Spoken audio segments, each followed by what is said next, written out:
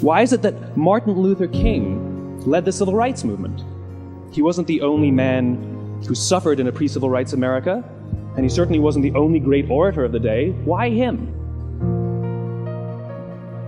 And why is it that the Wright brothers were able to figure out controlled powered manned flight when there were certainly other teams who were better qualified, better funded, and they didn't achieve powered manned flight, and the Wright brothers beat them to it? All the great and inspiring leaders and organizations in the world, whether it's Apple or Martin Luther King or the Wright brothers, they all think, act, and communicate the exact same way, and it's the complete opposite to everyone else. All I did was codify it. I call it the golden circle. But very, very few people or organizations know why they do what they do. And by why, I don't mean to make a profit. That's a result. It's always a result. By why, I mean what's your purpose? What's your cause? What's your belief? Well, as a result, the way we think, the way we act, the way we communicate is from the outside in. It's obvious. We go from the clearest thing to the fuzziest thing. But the inspired leaders and the inspired organizations all think, act, and communicate from the inside out. If Apple were like everyone else, a marketing message from them might sound like this: we make great computers. They're beautifully designed, simple to use, and user-friendly. Want to buy one? Here's how Apple actually communicates. Everything we do, we believe in challenging the status quo. We believe in thinking differently. The way we challenge the status quo is by making our products beautifully designed, simple to use, and user-friendly. We just happen to make great computers. Want to buy one? People don't buy what you do, they buy why you do it. The goal is not to do business with everybody who needs what you have. The goal is to do business with people who believe what you believe.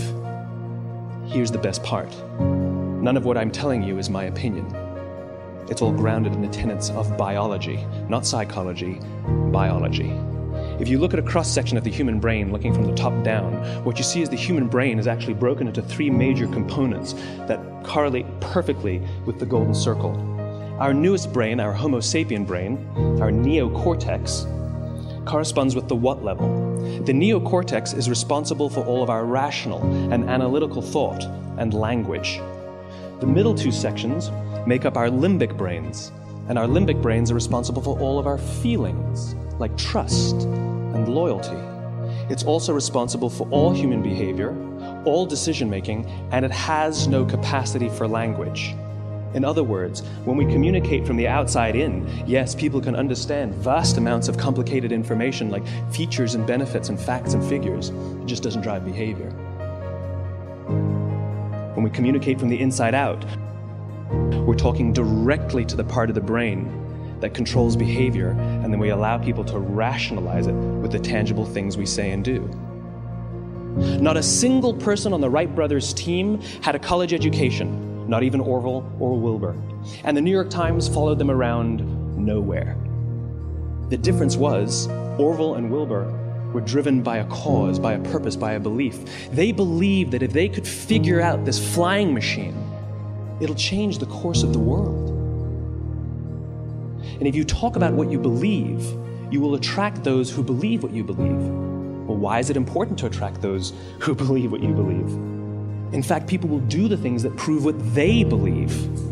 The reason that person bought the iPhone in the first 6 hours, or stood in line for 6 hours, was because of what they believed about the world and how they wanted everybody to see them. They were first. People don't buy what you do, they buy why you do it. In the summer of 1963, and lo and behold, 250,000 people showed up on the right day, on the right time to hear him speak. How many of them showed up for him? 0. They showed up for themselves. It's what they believed about America that got them to travel on a bus for 8 hours to stand in the sun in Washington in the middle of August. It's what they believed, and it wasn't about black versus white. 25% of the audience was white. Dr. King believed that there are two types of laws in this world, those that are made by a higher authority and those that are made by man. And not until all the laws that are made by man are consistent with the laws that are made by the higher authority will we live in a just world. It just so happens that the civil rights movement was the perfect thing to help him bring his cause to life. We followed him not for him, but for ourselves. And by the way, he gave the I have a dream speech, not the I have a plan speech.